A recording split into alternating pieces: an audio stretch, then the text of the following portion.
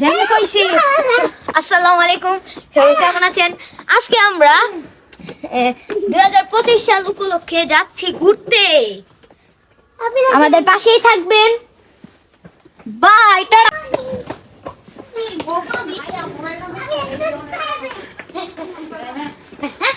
এটা ছিল বছরের প্রথম দিন, মানে 2025 সালে জানুয়ারির 1 তারিখে। এর আগে আমার একটা ব্লগ আমি আপলোড দিয়েছিলাম যে সেদিন আমি বাড়িতে কি কি আয়োজন করেছি। তো আজকে আমি আবার চলে আসলাম যে বছরের প্রথম দিন আমরা সবাই মিলে কোথায় কোথায় ঘুরলাম। আমরা কিন্তু একটা বড় একটা ট্যুরে বের হয়েছি।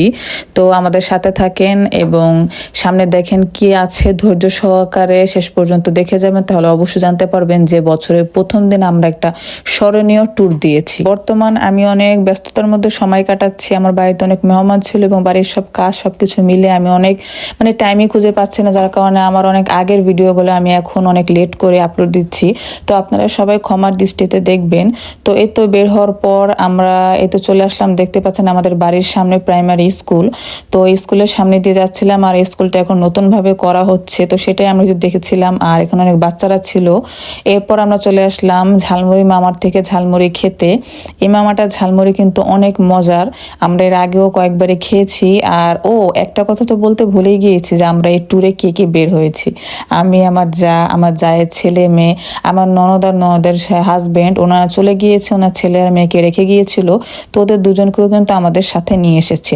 ঝালমুড়ি মামার মজার ঝালমুড়ি খেয়ে এরপর চলে এসেছি পিঠা মামা আর মামির কাছে। তো এখানে চিতই পিঠা আর ভাপা পিঠা তৈরি হচ্ছে, দেখতে পাচ্ছেন। আর এখানে কিন্তু ডিম চিতই ছিল। তো দেখেন মানুষের জীবনটা আসলে কি, এত বড় শীতের মধ্যেও তারা জীবিকার তাগিদে এখানে পিঠা বিক্রি করতে বসে আছে। তো ভাবলাম যে এই মামির কাছ থেকে 2-4টা হোক পিঠে কিনে খাই, আর তাদের সাথেও একটু কুশল বিনিময় করি। তো এখান থেকে কিন্তু আমরা একজনকে জিজ্ঞাসা করছিলাম যে কি পিঠা খাবো। এরপর আমরা এর লেগে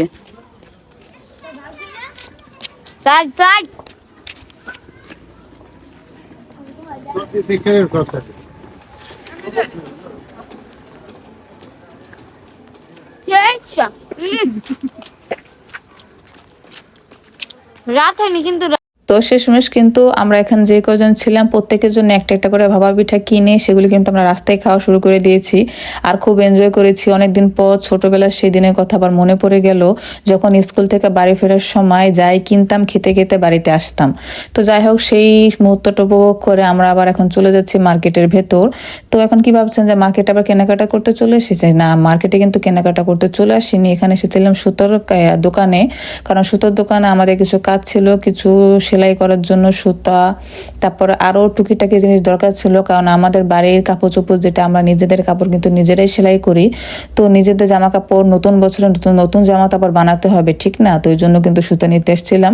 তো সম্পূর্ণ দোকানটাকে আমি আবার একটু ভিডিওতে ক্যাপচার করে নিলাম। এই দোকানটা কিন্তু সব কিছু পাওয়া যায়, আমাদের এখানকার বাজারের মধ্যে এই দোকানটা সবচাইতে বেস্ট, যেখানে আপনি সুতা থেকে দড়ি, বুতাম, যাবতীয় আপনার যা যা কিছু আছে সবকিছুই আপনি এর মধ্যে পাবেন।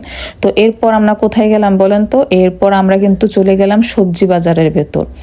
তো মার্কেটের দোকান পার হওয়ার পর এরপর কিন্তু আমরা সবজি বাজারের ভিতর প্রবেশ করেছিলাম। পরের খাওয়া দাওয়া শেষ করে কিন্তু আমরা বের হয়ে পড়েছি। তো রাস্তায় কিন্তু আসর আজান দিয়েছিল, আর পুরো বিকলটাই আমরা এই ট্যুরের মধ্যে কাটাচ্ছিলাম। তো সবজি বাজারে সচরাচর আমাদের আসা হয় না, বাড়িতে পুরুষ যারা আছে তারাই কিন্তু বাজার সদায় যা লাগে সব নিয়ে যায়।